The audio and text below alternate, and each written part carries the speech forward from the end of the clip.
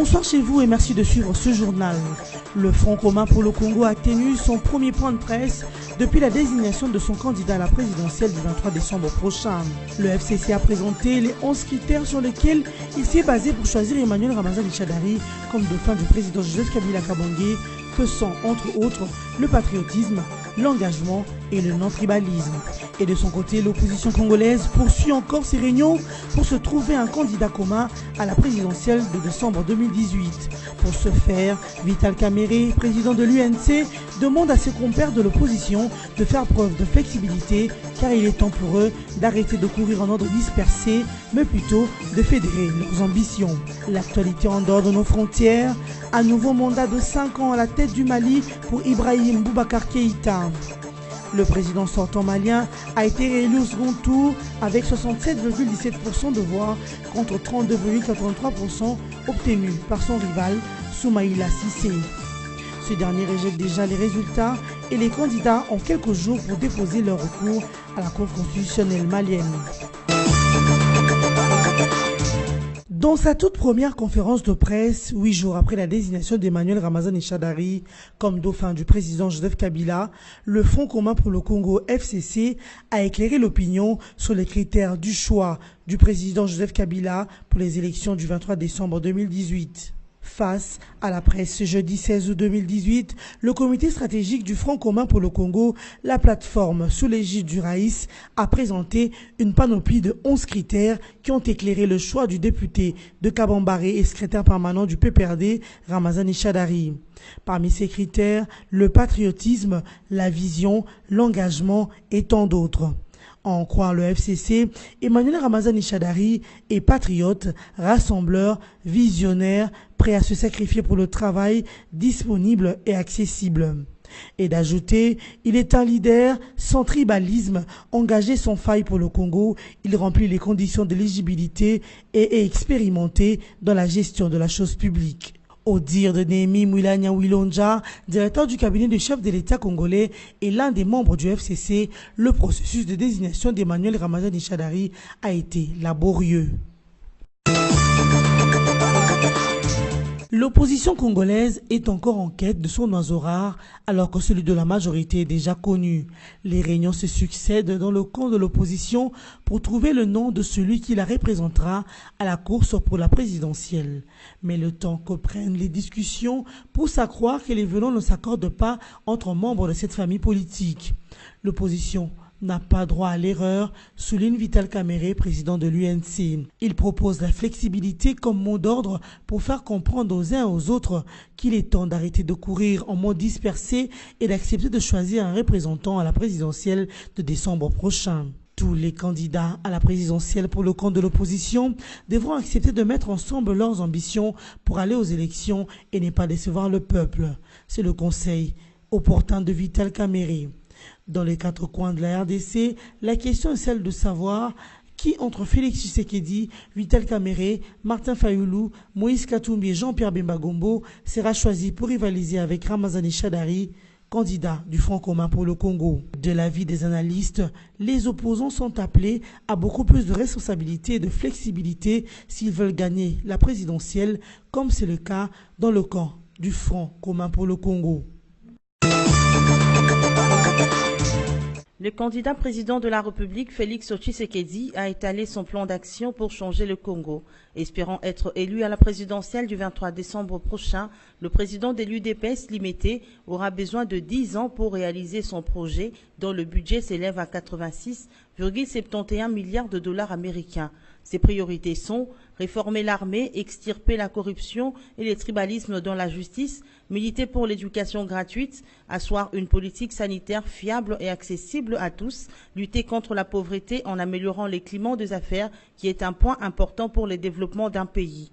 Pour atteindre ces objectifs, les candidats de l'UDPS jugent impérieux d'instaurer l'état de droit et de donner à son pays une administration responsable et une justice fiable, c'est-à-dire libre et indépendante. Le descendant d'Étienne Tshisekedi compte sur sa stratégie pour développer la RDC. Booster l'économie du pays est l'un de ses piliers. Devant plusieurs acteurs politiques et autorités congolaises et étrangères, le rival d'Emmanuel Ramazani Shadari, au scrutin de décembre, s'est dit être la personne indiquée pour briguer la magistrature suprême de la RDC. Le membre du parti lumumbiste unifié Palou de ville de Beni et de Butembo, dans la province du Nord Kivu, soutiennent la candidature d'Adolphe Muzito à la présidentielle du 23 décembre 2018. Il en fait savoir ce mercredi 15 août lors d'un point de presse. D'après le porte-parole du Palou Grand Nord, Jean-Paul Mumbere, ils soutiennent le camarade Adolphe Muzito et non Antoine Gizenga qui visiblement est affaibli par le poids de l'âge. Nous soutenons l'homme qui a de la vigueur pour la transformation de notre pays. Muzito a été suspendu du Palou et non revoqué, a précisé Jean-Paul Mumbere, signalant que Adolphe Muzito a été suspendu du Palou pour indiscipline.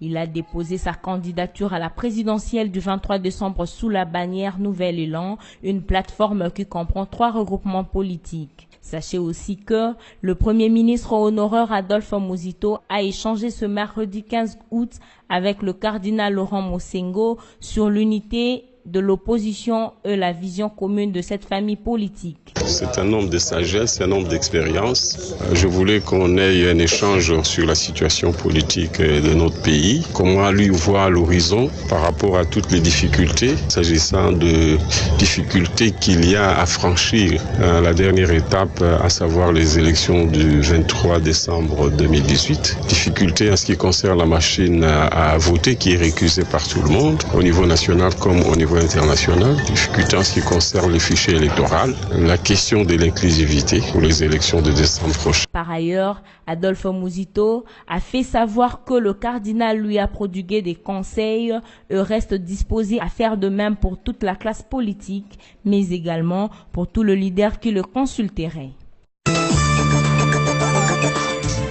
Les forces armées de la RDC ont annoncé la libération des 38 civils, otages de miliciens Maï-Maï au cours des affrontements le mercredi 15 août 2018 dans la localité de Makimbiolo, en territoire de Mambaza, en Ituri. Au moins 7 miliciens et un militaire aux gardes des sous-lieutenants ont été tués lors de ces affrontements. Selon les commandants des opérations, le général Robert Yav Azoul, les militaires ont réussi à récupérer 38 civils et leurs biens que les assaillants avaient pillés. Notons que les miliciens Simba sont actifs dans les territoires des Mabanza depuis plusieurs années sous les directives du chef de guerre Manou. Ces derniers étaient les bras droits de l'ancien chef de miliciens Paul Salala, alias Morgan, tué par l'armée congolaise en 2014. Bientôt, des réfectoires dans les écoles rurales de la RDC. Les élèves de la République démocratique du Congo auront accès aux cantines scolaires grâce au projet Saber Cantine. Ainsi, on a décidé le gouvernement à travers le Programme national de protection sociale PNPS. C'était au cours d'une réunion tenue mardi 14 août à Kinshasa où ont été également validés les termes de référence et budget du dit projet. Présent à la réunion, le ministre en charge de l'emploi, travail et prévoyance sociale a indiqué que ce projet rentre dans le cadre de la stratégie sectorielle de l'éducation et de formation pour l'exercice 2016-2025 en RDC. Lambert Matoukou-Memas a par la même occasion rappelé les différents piliers de la stratégie sectorielle, notamment l'introduction des cantines dans les écoles rurales avec comme objectif favoriser l'accès de tous les enfants à ces restaurants, l'allègement des barrières liées à la distance avec l'école et l'équité dans les écoles primaires. De son côté, Gaston Moussemena, ministre congolais de l'enseignement primaire et secondaire, a donné l'essentiel du Saber qui est selon lui une approche systémique pour améliorer les résultats de l'éducation. Les politiques d'alimentation scolaire sont une composante essentielle de la politique globale du gouvernement pour le développement du capital humain, étant donné que la santé et la nutrition des enfants influent sur leur fréquentation scolaire, leur capacité d'apprentissage et leur développement global, a encore soutenu Moussemena. Cependant, la question est celle de savoir si dans ces milieux ruraux, les parents seront à mesure de trouver les nécessaires pour l'accès de leurs enfants à ce réfectoire. Le ministre ministre provincial de la Santé du Kasaï oriental, Mutombo Mbwebwe, a présenté un bilan de 125 personnes mortes suite à l'épidémie de choléra qui sévit dans sa province en l'espace de 6 mois depuis son apparition au mois de février 2018. C'est là, au cours d'une déclaration faite mercredi le 15 août 2018 à la presse à Ngandanjika dans la province du Kasaï oriental.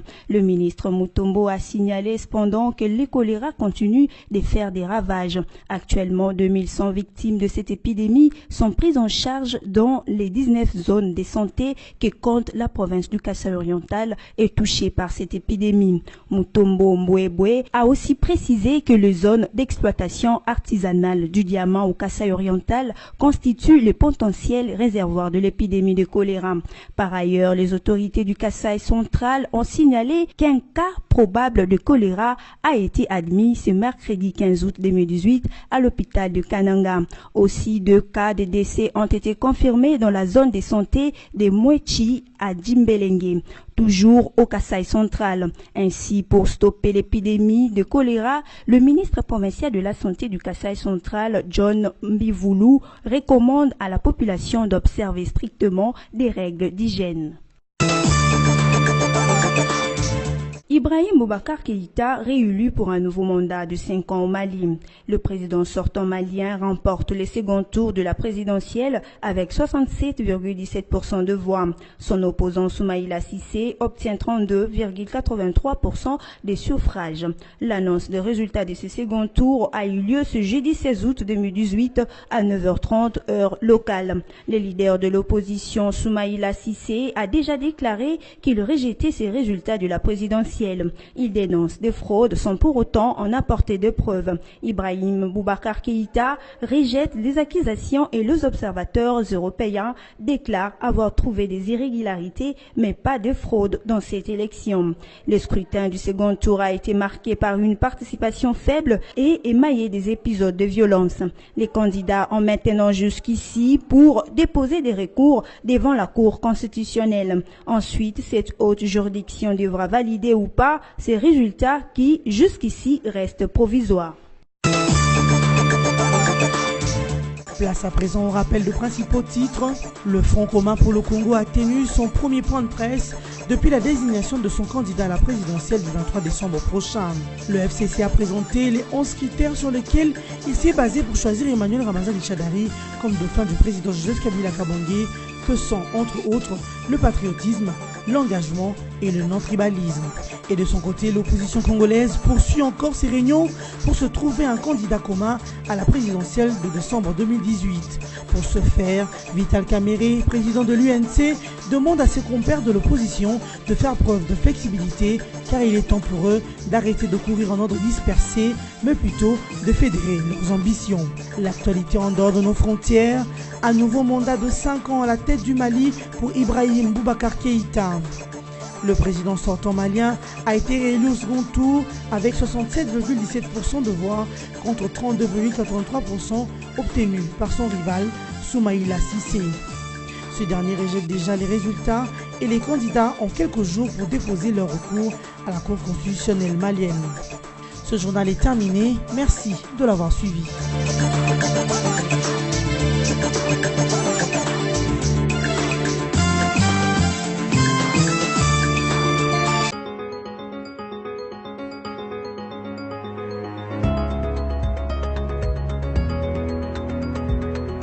Mesdames, Messieurs, bienvenue à la revue de presse en ligne de ce jeudi 16 août 2018, sélectionnée et résumée pour vous sur BSC Télévision.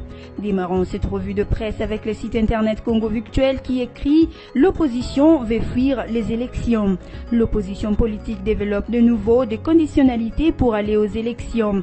C'est énorme, notamment Félix Tshisekedi, Vital Kamerhe, Martin Fayoulou, un représentant du MLC pour le compte de Jean-Pierre Bemba et un autre pour Moïse Katumbi de la plateforme Ensemble ensemble. En fait de conditionnalité, il s'agit de mêmes réclamations liées à la machine à voter, aux enrôlés sans empreinte et aux mesures de décrispation politique.